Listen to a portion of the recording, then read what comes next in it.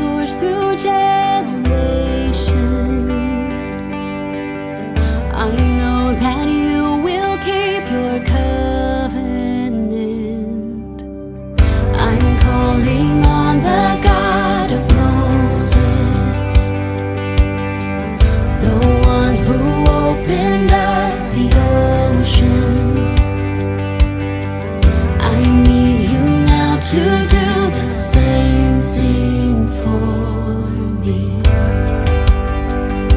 Oh, for me. Oh God, my God, I need you. Oh God, my God, I need you now. How I need you now. Oh rock of ages, I'm standing on your faithfulness, on your faithfulness.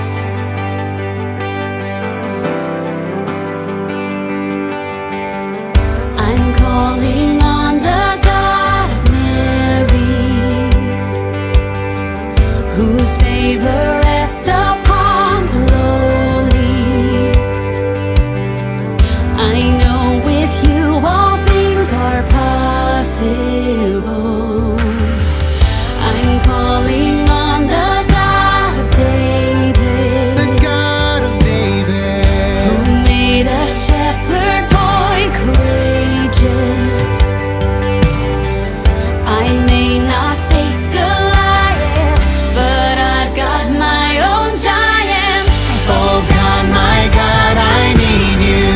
Oh God, my God, I need you now. How I need you now.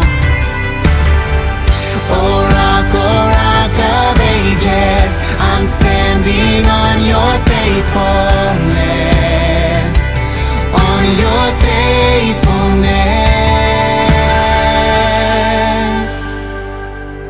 I'm standing on your faithfulness, your faithfulness.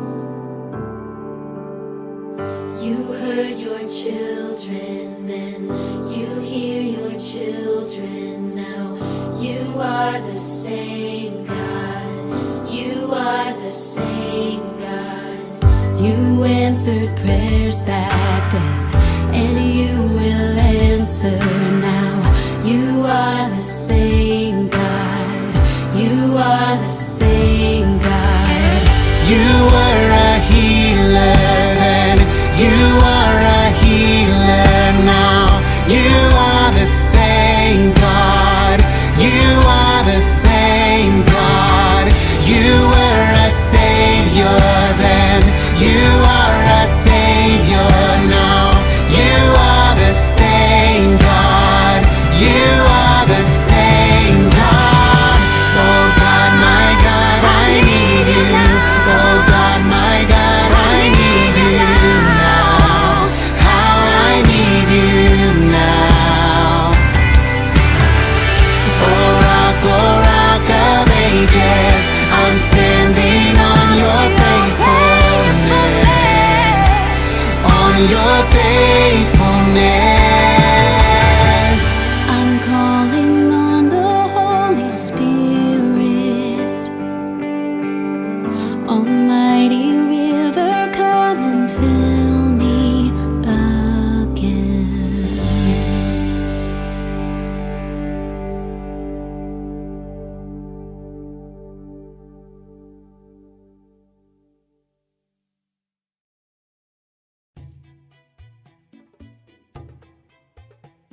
In the days of the judges of Israel, there lived a family in the city of Bethlehem. When a famine came to Israel, Elimelech, his wife Naomi, and their 2 sons decided to leave their country of Israel and move to the land of Moab. After they moved, their sons got married to 2 ladies from the people of Moab. One lady was named Orpah, and the other was named Ruth. These women did not know or love God because the people of Moab did not serve God. So Naomi began to tell them about God and show them much love. Soon, a disaster happened in the family. Naomi's sons and husband died. Now, only Naomi was left with her daughters. Oh, my daughters, Orpah and Ruth, I'm so sad and I really hurt that my husband and sons died. I am left all alone. What will I do here in a foreign land? Naomi, why do you say you are alone? Look, we are here with you. We love you, Naomi, and will take care of you even though our husbands, your sons, are no longer with us. Yes, Naomi, we are with you, so do not worry. Thank you for trying to comfort me, but I have decided that I will go home to my people, where they serve the God of Israel, and I will live in my old house again. Maybe God will take care of me there. Well then, we will go with you. Isn't that right, Orpah? Yes, we are family now, so of course we will be with you always. Oh, my daughters, you are so wonderful, but you're so young. Please go back to your families and live there. I do not want you to waste your life taking care of me. First, Orpah and Ruth did not want to go back home. But soon enough, Naomi convinced Orpah to go back to her home in the country of Moab. When Orpah went home, Naomi said to Ruth, Ruth, look, Orpah went back home. Why don't you join her and just go to your mom and dad again?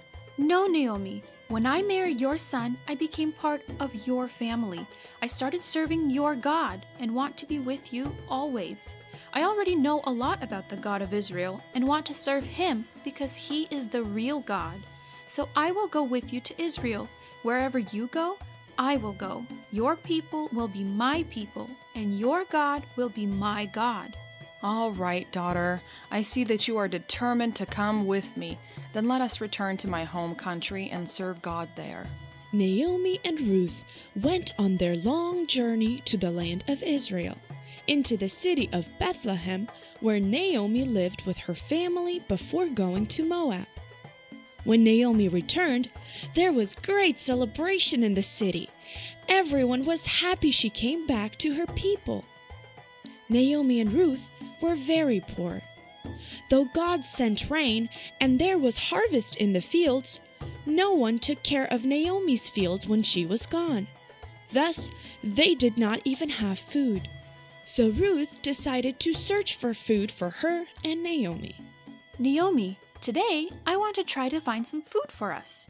I think I will go into a field and collect grain that is left after the workers. I will use the leftover grain to make flour so we may bake some bread for us to eat. Go ahead, my daughter. May God help you find food for us this day. Ruth went and found a field where workers collected grain. She went to the part of the field where most of the grain was collected and began to pick up fallen grain stalks behind the workers that were harvesting the fields. Soon, the owner of the field, named Boaz, came to check on the workers and saw Ruth. Who is this lady who is collecting grain in my fields? This is a lady named Ruth. She is from Moab. She recently came into the town with Naomi. Today she came into the field and asked if she can pick up the grain stalks after us, and I allowed her since by our law we must allow those in need to pick up grain from our fields. She is really kind and a hard worker. Okay, let her pick up the grain after you and do not send her away. Let her take as much as she needs. Yes, Boaz, we will be kind to her. Then Boaz came up to Ruth and said, Greetings, good woman. I heard your kindness and care for your mother-in-law, Naomi. My name is Boaz, and these are my fields. Why don't you work only in my fields? Stay as long as you want, and take as much grain as you need. I told my workers to be kind to you. Thank you, Boaz. That is so kind of you. So Ruth continued to diligently work in Boaz's fields. Later that day, Boaz even invited her to eat with his workers when they were done working. When she came home with a lot of grain, Naomi asked, Ruth, where did you get all this grain? Whose fields did you work on? I was working in the fields of a man named Boaz. He was really nice to me, allowed me to collect a lot of grain, and even gave me food to eat. Oh, Ruth, God is so good to us and faithful. See, we trusted that God would take care of our needs, and He has. You did not accidentally work on Boaz's fields. God led you there. Boaz is a really good man who loves God and people. He will always be kind to you. From now on, do not go into other fields. Only work in the fields that belong to Boaz. You will be safe there, and everyone will be kind to you. Yes, Naomi, I will do all you say. And you are right. God really does care for those who trust in Him. From that day on, Ruth continued to collect grain in the fields that belonged to Boaz. Boaz saw that Ruth was caring, kind, and hardworking. He liked her very much, and soon Boaz and Ruth even got married. God blessed their family in everything. After some time, Ruth and Boaz had a baby son, whom they named Obed. Naomi was so happy and grateful to God for giving her a new family with Ruth, Boaz, and Obed. Well, hello there, my little fairy tale chicken nuggets. Welcome to another chapter of the Ever After Storybook. Also, Grow TV. Welcome to Grow TV. Hosted by Carl. Where we have fun with our friends, talk about Jesus, and go over everything the Bible has to offer. Now, once again, welcome to Grow TV. Woo! I'm excited. Are you excited? I'm pumped. Ready to rock, ready to roll, ready to rock and roll. I feel like I'm on top of the world. I feel like a king that has a castle. And that castle is surrounded by a moat. And that moat is also surrounded by a moat. And inside that moat is hungry alligators with diamond teeth. Wow, I'm so pumped. Yeah! With how I'm feeling, I feel like I could conquer 1,000 armies with just a teddy bear.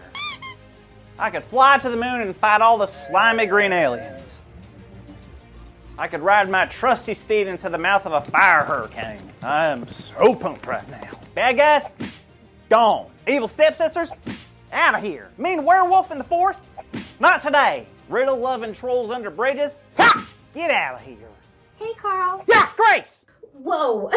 What are you doing? Oh, sorry, Grace. I got carried away. I'm just so ready.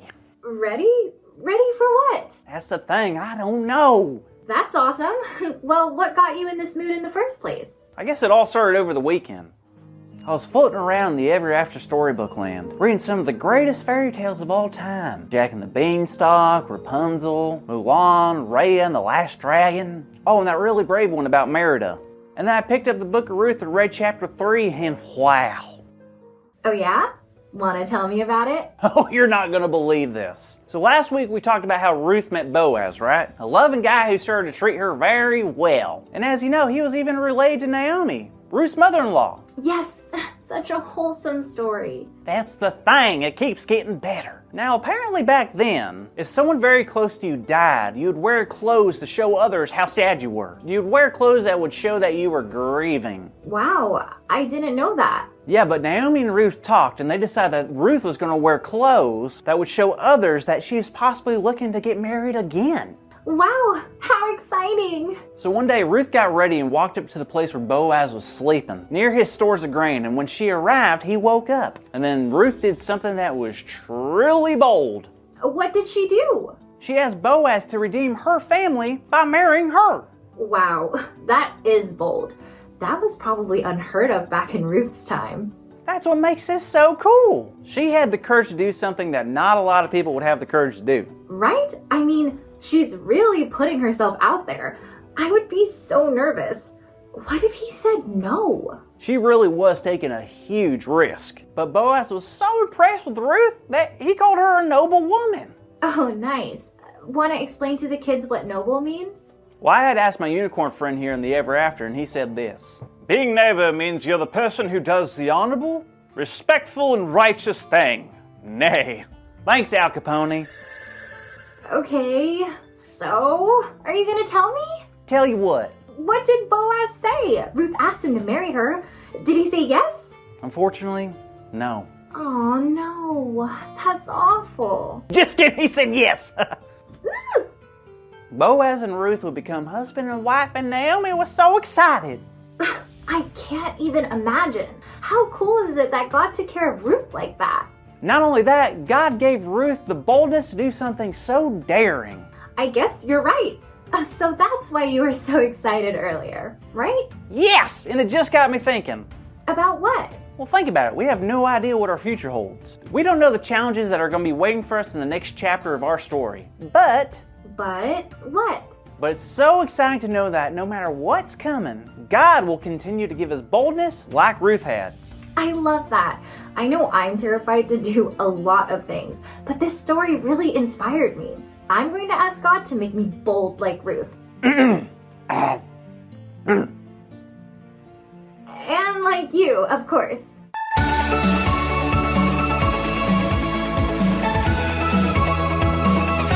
Hey kids, did you guys have an awesome time learning about Ruth's boldness today? Me too, and that is why this week's big idea is God gives us boldness. So we're going to shout that as loud as we possibly can on the count of 3. Ready? 1, 2, 3. God gives us boldness! Great job, great job. Wonderful. Everyone did a wonderful job. Now, I'm going to go follow Grace's lead and go ask God for some boldness. All right, Andy, but be careful. Whoa, why is that, Carl? I'm just saying that you should just be careful that you say it right. I mean, God will understand you no matter what, but earlier in the Ever After story, I accidentally wrote goldness instead of boldness, and well, this happened. Oh, no, I'll be careful. Thank you so much. Happy to help. Bye, y'all. Thank you for watching, and tune in next week for a new episode of